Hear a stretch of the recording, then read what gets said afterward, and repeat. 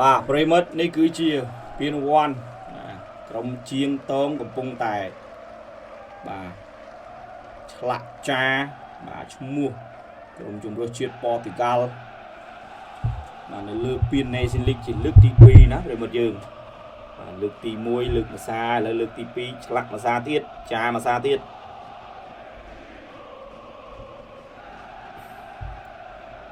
អញ្ចឹងប្រិមិត្ត Cristiano Ronaldo គាត់សប្បាយទីខ្លាំងណាស់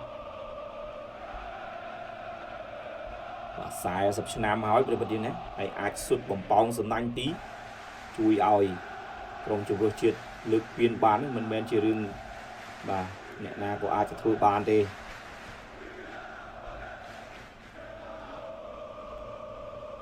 បាទនេះរូបភាពអបអររីករាយរបស់ក្រុមជម្រើសជាតិប៉ូទុយហ្គាល់និងអ្នកគ្រប់គ្រងរបស់ក្រុមជម្រើសជាតិប៉ូទុយហ្គាល់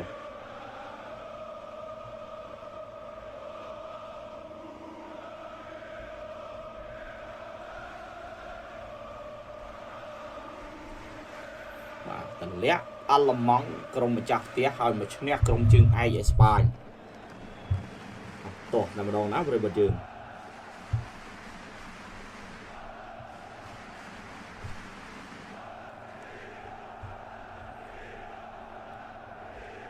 បាទរ៉ូបែនលីណូម៉ាន់បានត្រឹមមកឈរផ្ទះដៃអញ្ចឹងយ៉ាម៉ាល់អត់ទាន់ឈ្នះពានបាទ Nation League ណាបាទប៉ុន្តែ Euro គាត់ឈ្នះហើយយ៉ាម៉ាល់ Euro 2024ឈ្នះហើយ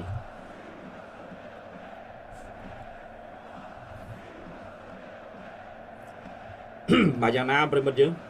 សម្រាប់ Lamine Yamal គឺគាត់បាទនៅសល់ពីច្រើនទៀតណាបាទដើម្បីឈ្នះនោះព្រោះឥឡូវទៅតែ7ដល់10ឆ្នាំទេគាត់នៅសល់20ឆ្នាំជាងទៀតទៅបើយើងប្រៀបធៀបជាមួយនឹងអាយុរបស់គូដូណា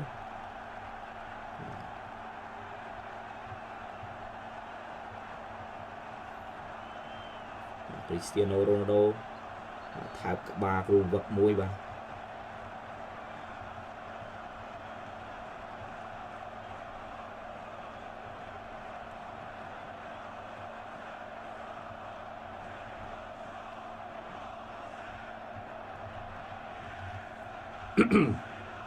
បាទយើងចាំទស្សនាការលើកពានទាំងអស់គ្នាណាប្រិយមិត្តយើងខ្ញុំបាទនឹងផ្សាយជូនបងប្អូនយើងទស្សនាដល់ពេលវេលានៃការលើកពាន